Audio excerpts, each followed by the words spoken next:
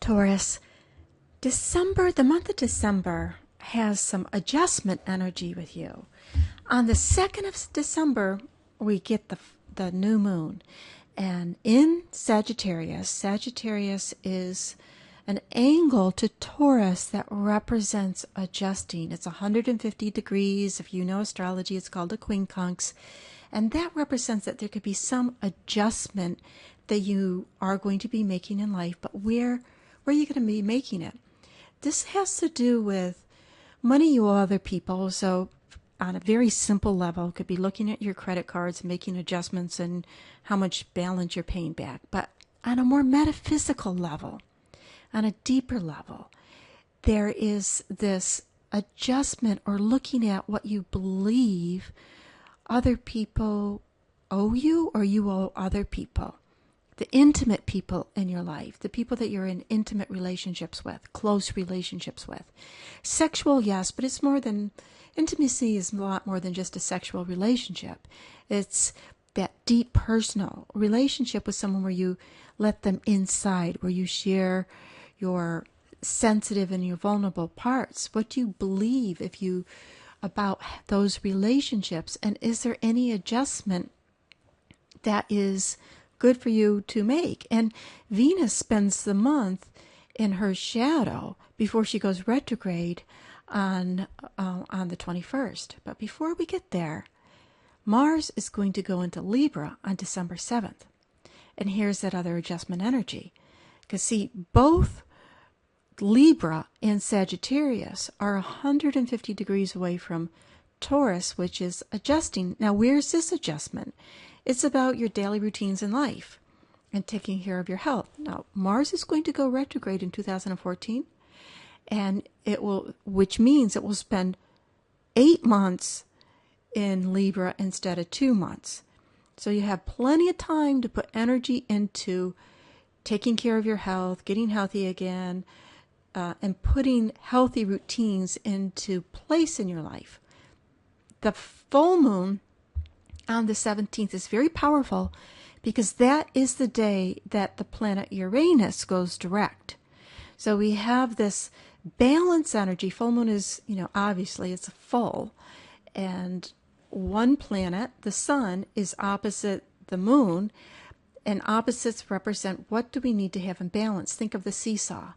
And this is about your money, what you believe, what you value versus what other people have. So what needs to be balanced for you in that? And there's an awareness, there's an illumination, and more than anything, there's some communication that can come up. The fact that Uranus is going to go direct on the full moon, which is communication. What are my beliefs about money? Do I have healthy beliefs about abundance? And Uranus is in the sign behind yours. This energy can indicate, what the sign behind yours can be where you are your own worst enemy, where you can, stub your own toe, create your own problems, but not see that. So when the full moon goes direct, the vibration is suggesting that you can have an illumination about where you can be your own worst enemy or create stumbling blocks for yourself around abundance, around being able to feel full, to have the fullness of life.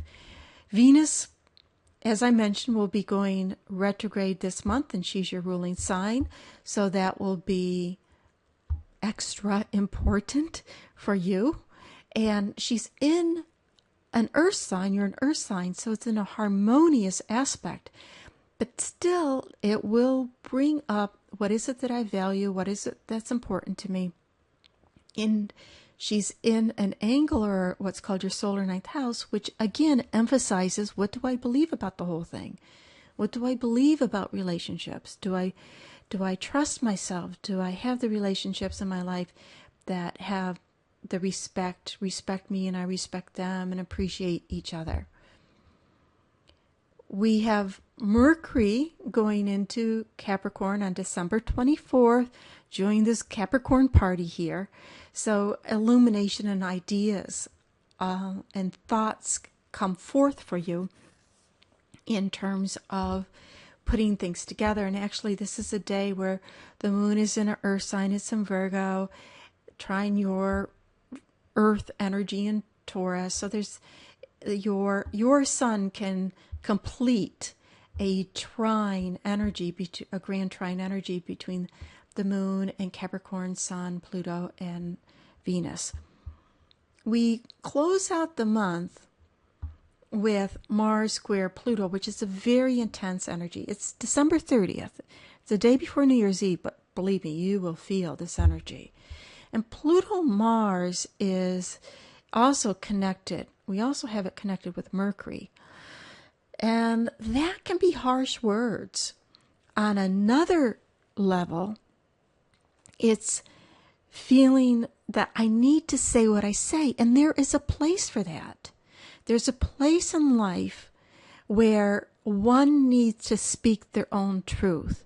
And if you've been holding something in, this is a day, leading up to the New Year's, this is a day where you will feel, I don't know, I just can't hold it in any longer.